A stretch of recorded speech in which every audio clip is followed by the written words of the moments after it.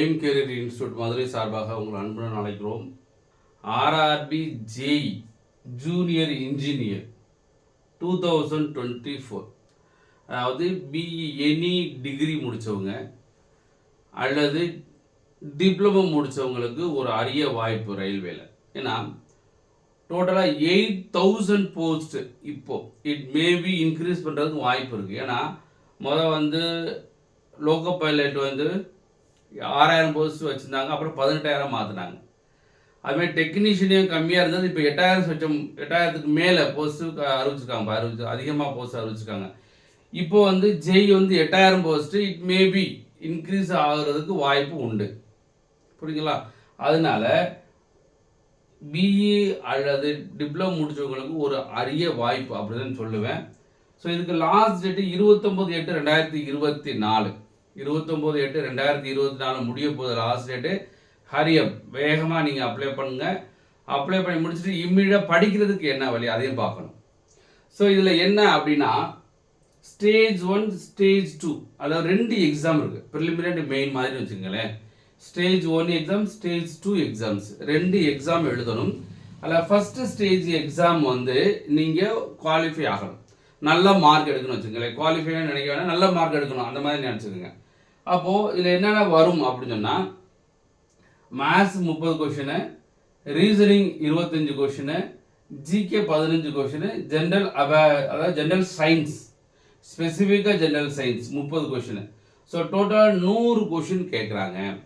So இதில் மொத்தம் 1.5 மணி நேரம் 90 நிமிஷத்தில் இந்த 100 கொஷினை பண்ணணும். பாருங்களேன், 90 நிமிஷத்தில் 100 கொஷினை நீங்கள் சால்வ் பண்ணணும். இதில் தப்பாக போயிட்டீங்களாக்கு மைனஸ் மார்க் இருக்குது.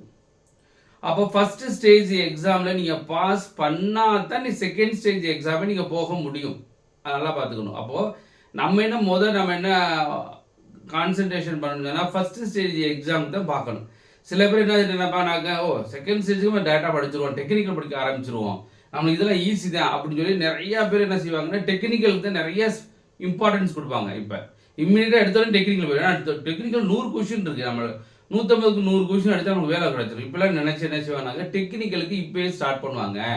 அந்த தப்பை யாரும் செய்யாதீங்க, அது பெரிய தப்பு.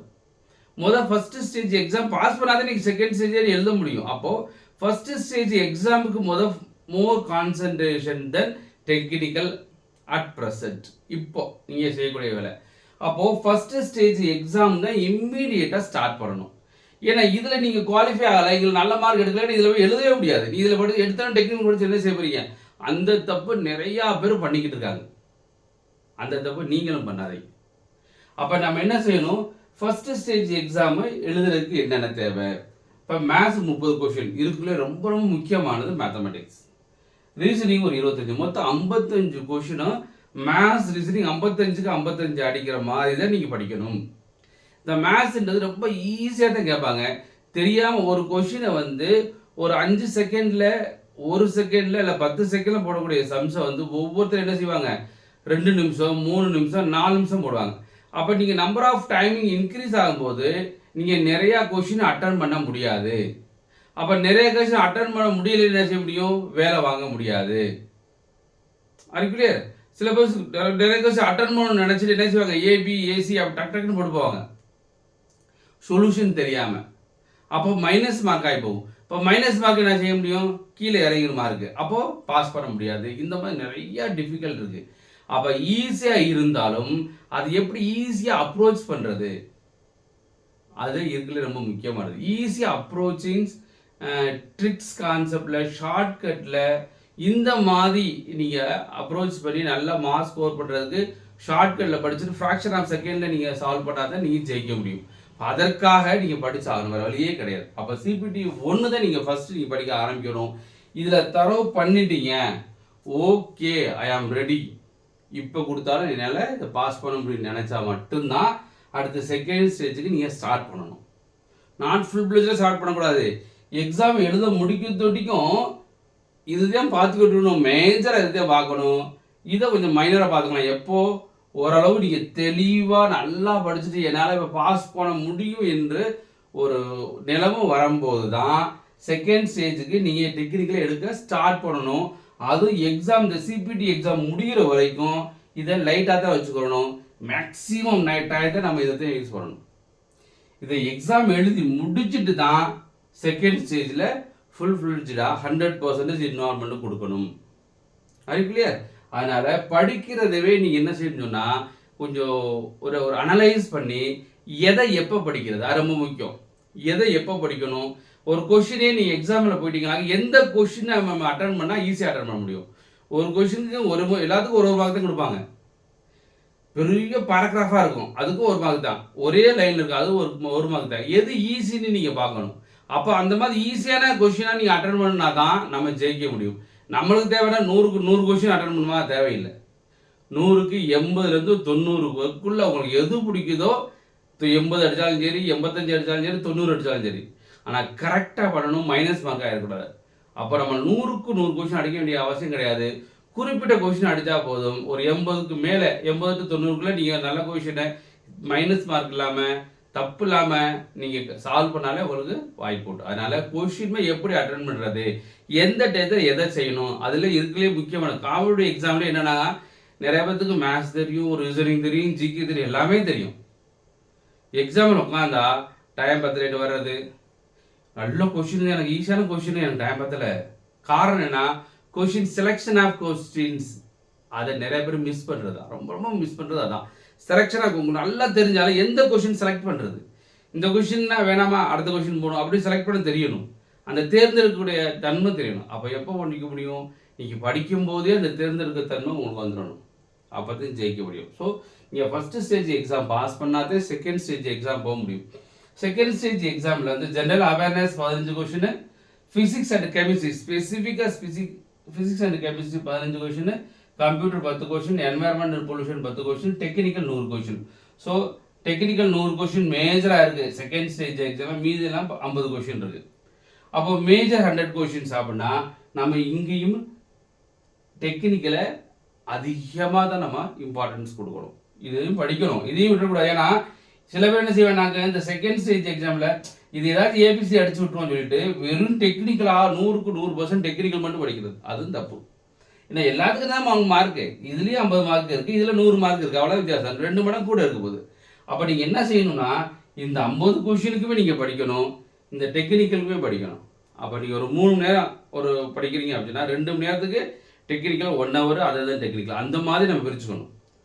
15 மணி நேரம்னா 10 மணி நேரம் டெக்னிக்கல், 5 மணி நேரம் அதை தான் டெக்னிக்கல், அந்த மாதிரி படிக்கணும். படித்து நம்மளுக்கு மெயினாக என்னன்னாக்க 150க்கு ஒரு 130க்கு மேலே கரெக்டாக, தப்பாக அடித்தா மைனஸ் மார்க்கு, 130க்கு மேலே கரெக்டாக இருந்தால் உங்களுக்கு வேலை உண்டு. இந்த மாதிரி ஜேஇ எக்ஸாம் ஒரு வரப்பிரசாதம் தான் சொல்வேன். ஏன்னா போஸ்ட் அதிகமான post 8000 post at present, it maybe இன்னமும் இன்க்ரீஸ் பண்ணுறதுக்கு வாய்ப்பு இருக்குது. அப்போ யார் பண்ண முடியும், ஒன்லி டிப்ளமோ அல்லது பி ஹோல்டர்ஸ் தான் பண்ண முடியும், வேற யாரும் அட்டன் பண்ண முடியாது, வேற ஜென்ரல் டிகிரி வர முடியாது இல்லையா. அப்போ டெக்னிக்கல் வந்து நீங்கள் தான் படிக்க முடியும். கம்பேரிட்டிவ்லி என்டிபிசி எக்ஸாம் இதெல்லாம் பார்க்கும்போது உங்களுக்கு போட்டிகள் கம்மியாக தான் இருக்கும். அப்போ உயிரை கொடுத்து படித்தா கண்டிப்பாக உங்களால் உயிர் வரும், அதாவது உங்களுக்கு வேலை வரும். அதனால் ஹார்ட் ஒர்க் பண்ணுங்கள், சிஸ்டமேட்டிக் ஹார்ட் ஒர்க் பண்ணுங்கள். நம்ம இதுக்கு மதுரையில் நம்ம இன்ஸ்டியூட் எய்ம் கேரியர் இன்ஸ்டியூட்டில் மதுரை அண்ணா நகரில் கிளாஸ் எடுத்துக்கிட்டு இருக்கோம். அங்கேயே ஹாஸ்டல் இருக்குது, லேடிஸுக்கு ஜென்ஸுக்கு பக்கத்தில் ஹாஸ்டல் இருக்குது, வெளியூருக்காக தங்கி படிக்கலாம். படிக்கக்கூடிய நண்பர்கள் நீங்கள் படிக்கணும் விருப்பப்படிங்கனாக்க நல்லா நீங்கள் எந்த இன்ஸ்டியூட்லையும் படிங்க, எங்கே தமிழ்நாட்டில் எங்கே இருந்தாலும் எந்த இன்ஸ்டியூட்டும் படிங்க. பட் அந்த இன்ஸ்டியூட் வந்து கொஞ்சம் எக்ஸ்பீரியன்ஸாக இருக்காங்களா, இந்த இதில் கொஞ்சம், ஏன்னா நம்ம ஒரு டைம் ஜாயின் பண்ணிவிட்டு இதில் கிடைக்கல வச்சுக்கலையே, அப்போ உங்களுக்கு வேஸ்ட்டு தான். நம்ம இதில் படிக்கிறதுக்கு வாய்ப்பு என்ன, வேலை வாங்கணும், படிக்க மட்டும் பத்தாது. அப்போ அதுக்கு நம்ம என்ன செய்யணும்னா கண்டிப்பாக ஒரு இன்ஸ்டியூட், நல்ல இன்ஸ்டியூட் தேர்ந்தெடுக்கணும்.